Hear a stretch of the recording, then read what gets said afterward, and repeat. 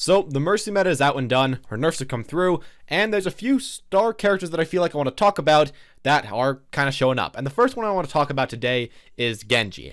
Now, I know that there's already a ton of Genji mains, a ton of people that hate Genji mains, and if you don't already play Genji or haven't played Genji in the past, I wouldn't recommend to just pick them up now and hope that you're going to do amazing immediately because, yeah, Genji's always been a character that has been good every single meta. But really, you do have to have some background knowledge with the character. You have to have mechanical skill with the character. You have to have really good positioning with the character. You have to be able to play with your teammates. Or I guess, again, just have amazing mechanical skill to make up for that factor. But Genji isn't somebody that you should be picking up just randomly out of the gate. But if you're a player that used to play a lot of Genji, kind of gave up on him during the Mercy meta, today might be a good day to try to pick him up again to try to see what he can pull off. Now, why is Genji so strong right now, at least for the rest of Season 8? Well, I'm going to say that Genji is always really strong, especially in dive metas, of course, but as well when a new meta shift is coming on. When the best characters get nerfed, and when different characters are waiting to become good, Genji's kind of good right there. When people don't know what to play, it's all chaotic, the metas and the team comps and everything are just all over the place, Genji can honestly just kind of carry a game by himself. He doesn't really need his team comp. He doesn't really need something special for him. He can just play well and win that game. And honestly, that's something that I'm seeing quite often right now. A lot of people don't know what to do, but if you're good with Genji, if you're good in the chaos, similar to like Tracer, you can still win games for yourself and still win games for your teammates. So that's honestly probably my #1 reason why he might be a good pick to play for at least the rest of the season until people start to get really used to the meta again. Because yeah, you can kind of just pick up FREELO if you know how to play this character while everyone else is kind of figuring out, hey, what are we even supposed to be doing right now? From supports to tanks to DPS, what are we supposed to be doing? As Genji, you can kind of just keep doing on what you've been doing for a while. Now, another reason to why I feel like Genji is going to be a really good pick in the new season is, of course, because dive comp is just going to be much stronger again. Dive comp has honestly kind of always existed. Even during the spam meta, you still could play Winston plus D.Va plus Tracer plus Lucio plus Mercy plus Genji, or any just characters like that, maybe mixing a soldier within there or McCree. But you could always play dive comp. But right now, I think it's going to become a lot stronger. Similarly to Genji as a whole, I think dive comp is especially strong when people don't know a counter to it. And right here, right now, people don't really know what to play against dive comp. And it was the meta right before spam comp, so a lot of people are going to be used to it. If you're picking up Genji and you're in a team of dive comp versus just people that don't know exactly what to play, I think it's pretty obvious that you're going to have a decent advantage. As well, just overall, dive comp is going to be much stronger. Some of the main counters, being Mercy and Junkrat, are going to be played less. And just overall, I think that being able to play more with Lucio, being able to play more with Winston, more with Zenyatta, and more with Ana, more with all of those characters is just going to increase the chances of you being able to do decent as Genji and being able to carry your game as Genji. I think oftentimes Genji can do good in just about any situation if you are good enough with him, but having the correct team comp on your side or having just better characters that kind of work with you a bit more obviously is going to be helpful. And I think those characters are going to start showing up a little bit more, because while the res was kind of nice for Genji, oftentimes as Genji you're just too far ahead anyway, so you almost never get rezzed anyways. So I think the meta change is going to help him in that case quite a bit. Speaking of the meta change, I think the Mercy change and the Mercy nerfs are just going to help Genji a truckload. Honestly, Mercy just can't really ruin his day anymore with his ultimate, with her ultimate I mean. Beforehand, Mercy could maybe get sliced once by Genji, she ults away and then flies to one of her teammates with a super fast Guardian Angel. And if you get a kill or two, whatever, Mercy's just going to res that, and that really sucked. You pretty much had to 100% of the time kill Mercy immediately, or else your kills meant absolutely nothing. And I guess that does kind of somewhat work with Zenyatta, but I feel like there are definitely a few more counters, mainly being Ana and, you know, just being able to pull away Zenyatta. But with Mercy kind of out of the way, you can again start to get those team wipes on the enemy backline. You can again start to get a lot of damage where he was kind of being countered. And even during the Mercy meta, where I'm going to say Genji wasn't all that great theoretically, he still could be played because his pure out damage. And now that that's going to be just less counterable like it was in the past, I think it should be pretty obvious to why you might want to pick up this character. I think I should mention about Genji is that his ultimate has always just been something that can by itself win you a game. And maybe in Overwatch esports, that's not always the case. There's a lot of ways to counter it.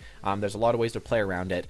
But especially in competitive, when people are just not that used to playing around their teammates and just aren't honestly playing to their full potential or playing to their full team comps potential, your ultimate as Genji can just wipe the enemy team and win you that team fight by itself.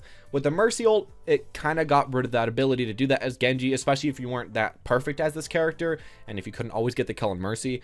But now that that's kind of out of the way again, I think he's going to become a bit stronger. I think I should mention is that even during the Mercy meta, if you actually look at win rates, Genji had the second highest average win rate in competitive as far as DPS characters go from Platinum and above, which is what the stats usually are.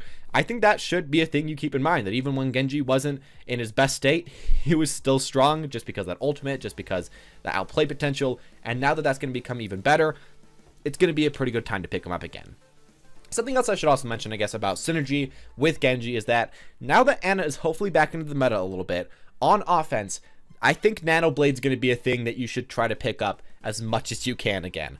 Nano Blade, Nano Visor, all those nanos are super useful to make again so that, you know, your single ult team wipe becomes more reliable, more damaging, you can actually finish off tanks, and if you get one nice ult, you could win that entire match. Again, I guess not really by yourself anymore, you are using the Ana, but still you can win that entire match for your team and mainly help yourself carry yourself through that match. And I guess one thing I want to say is that if you're a Genji player that can't always get kills by just poking down people from far range and then going in at the last second, if you just happen to try to poke for a lot of ult charge and then you're with an Ana, or maybe you're not even a Genji main, maybe you're just playing Genji because you just can't get past a certain point or a certain choke and you need that ultimate, just try to charge your ult as fast as possible, get that ult, wait for the Ana ult, go in together, and you just have the recipe for a team wipe in front of you.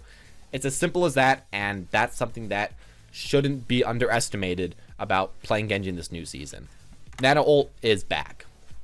I think one thing that I just want to kind of talk about is that Genji has been good for his maining and playing and just going on to pretty much every single season in competitive. Now, sure, he isn't always the best hero in competitive, and sure, he can't always carry every single game, and sure, sometimes there are just team comps and metas that are really hard for him to play around, especially tank metas.